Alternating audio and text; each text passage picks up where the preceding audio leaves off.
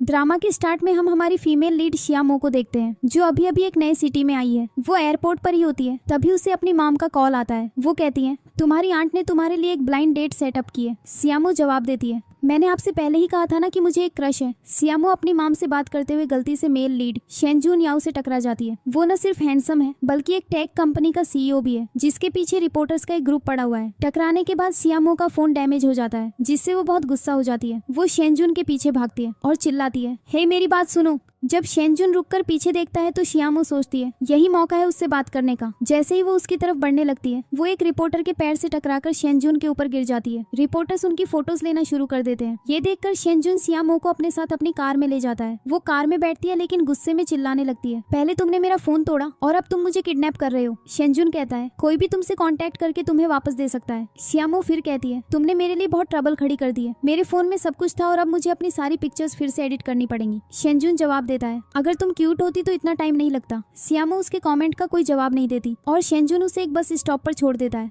अब सिया के पास working phone नहीं होता, इसीलिए वो अपनी फ्रेंड टांग जिन के घर जाती है। टैंग उसे देखकर बहुत खुश होती है। वो साथ बैठकर कुछ देर बातें करते हैं। फिर सियामो को अचानक याद आता है कि जिस जगह उसे जाना था उसका एड्रेस वो एयरपोर्ट पर अपने बैग में ही भूल आई है। मीनवाइल शेनजुन को एक कॉल आता है और पता चलता है कि सियामो के साथ उसकी फोटो वायरल हो गई है, जिससे उसकी कंपनी को इश्यूज हो रहे हैं। शेनजुन अपने एआई असिस्टेंट के पास जाता है, जो उसे न्यूज और उससे होने वाले पोटेंशियल डैमेज को दिखाता है। दूसरी तरफ सियामो टांग के साथ अपना बैग ढूंढने एयरपोर्ट जाती है। वो शेनजुन को देखती है जो उसका बैग पकड़े हुए जा रहा होता है। श्यामो उसके पीछे भागती है, लेकिन वो उसकी नजरों से ओझल हो जाता है। टांग श्यामो से पूछती है, क्या तुम्हारे पास शेनजुन का कोई कांटेक्ट नंबर है? और श्यामो को याद आता है कि उसके पास उसका कार्ड है। वो उस नंबर पर कॉल करती है और शेनजुन का असिस्टेंट जवाब देता है। श्यामो अपने फोन और बैग के बारे में पूछती है और असिस्टेंट उसे कहता है, एक एड्रेस दे दो और हम तुम्हारा सामान वहाँ भेज देंगे। तभी श्यामो की माम उसे कॉल करती है। जब वो आंसर करती है तो उसकी माम पूछती है, तुम्हारा फोन बंद क्यों था? श्यामो एक्सप्लेन करती है, मेरा फोन टूट गया है, क्या आप मुझे उस घर का पता फिर से दे सकती है? उसकी माम उसे एड्रेस बताती है और श्यामो और टांग वहाँ जाती है। जब वो बेल बजाती है तो शेनजुन दरवाजा खोलता है। श्यामो अपना इंट्रोडक्शन देना शुरू करती है, लेकिन जब उसे रियलाइज होता है कि ये शेनजुन है तो वो रूड हो जाती है और शेनजुन उसके मुंह पर दरवाजा बंद कर देता है। टांग श्यामो से कहती है, मुझे ट्राई करने दो। जब टांग अपना इंट्रोडक्शन देती है तो शेनजुन दरवाजा खोलता है और उन्हें अंदर बुलाता है।